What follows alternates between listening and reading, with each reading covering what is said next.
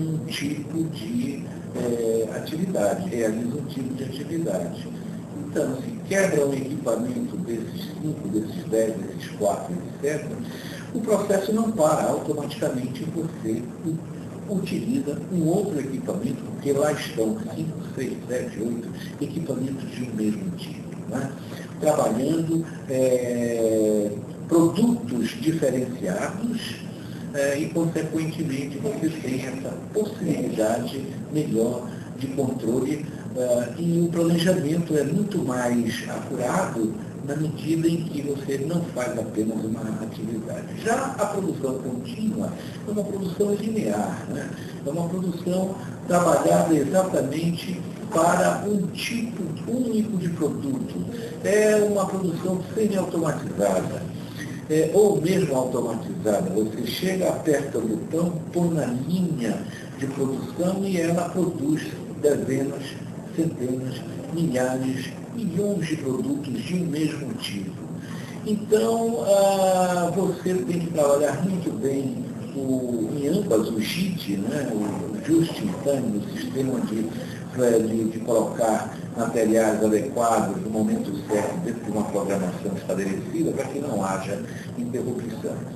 E o cuidado dessa linha de produção contínua é um cuidado que precisa ser preciso. Por quê? Porque essa linha tem que ser altamente balanceada. Porque se para nessa linha um equipamento dá problema, você vai parar toda a linha de produção. Então, essas são algumas características da produção intermitente contínua e que, naturalmente, vocês vão ter a oportunidade de ler a apostila e vão se aprofundar um pouquinho mais. Muito bem. Com relação exatamente para planejar e controlar os processos de transformação, a produção ou essa área de operações, ela se vale justamente de alguns gráficos de montagem e fluxogramas de processos, etc., gráficos de atividades, gráficos de homem-máquina, que são justamente instrumentos utilizados para registrar as atividades simultâneas do homem, que trabalha, evidentemente, dos operários, e dos equipamentos, né, que ele maneja.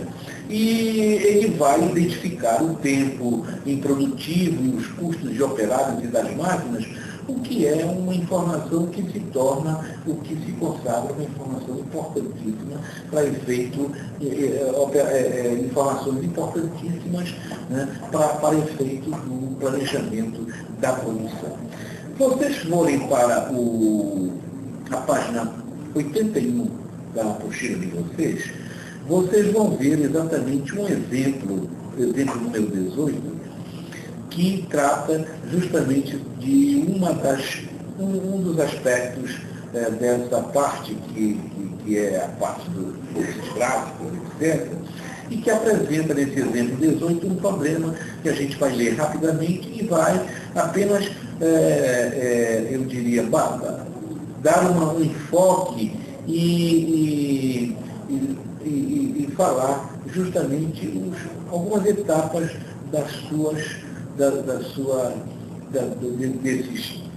dos seus resultados e da forma como você deve encarar esse problema para poder desenvolver. Vou dar mais ou menos algumas informações nesse sentido.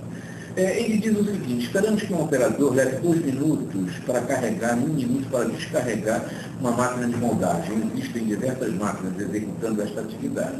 Vamos construir um gráfico homem-máquina para o caso de um operário em 2 máquinas na situação mais eficiente.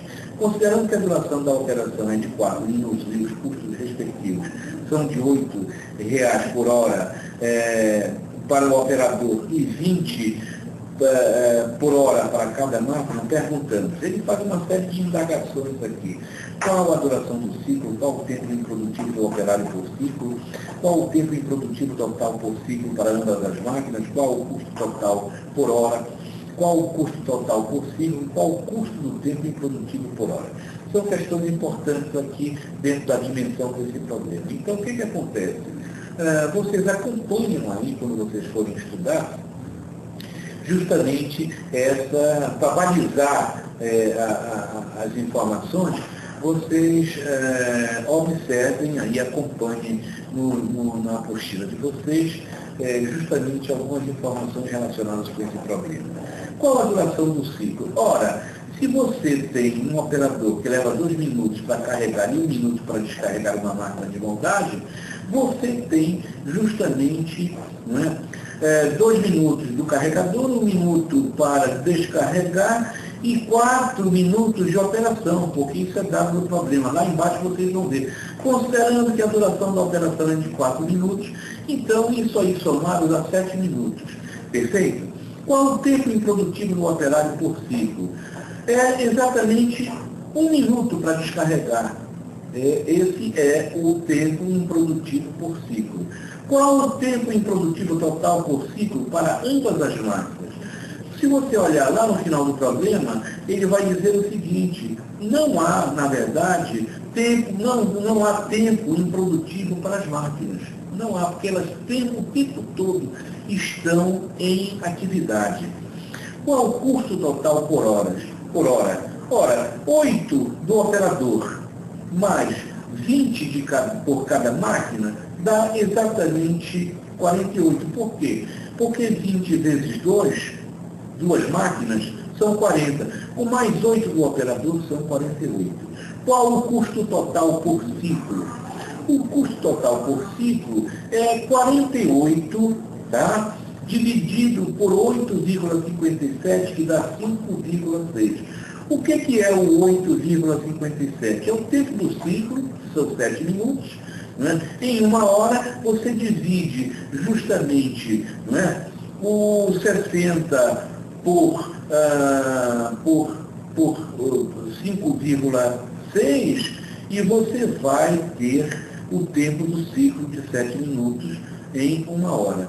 E o custo do tempo improdutivo por hora é exatamente 8,57 ciclos. Então, é mais ou menos essa ideia relacionada com esse problema.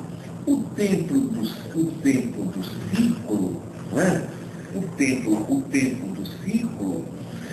se o tempo do ciclo é 7 minutos, como ele diz aqui, em 1 hora poderemos realizar 8,57 ciclos, que é exatamente a divisão, eu coloquei equivocado um pouco ali atrás, que é exatamente a divisão de 60 minutos, dividido por 7, que dá 8,57 ciclos. Portanto, o custo total por ciclo é exatamente 5,6, ou seja, 48 dividido por 8,57, que dá 5,6 e que está muito bem explicado aqui na dedução do problema. Um outro problema apresentado é exatamente um problema relacionado com a seleção de equipamentos, as paradas de máquinas, quando os custos de processamento de formas alternativas de trabalho podem ser distribuídos em seus componentes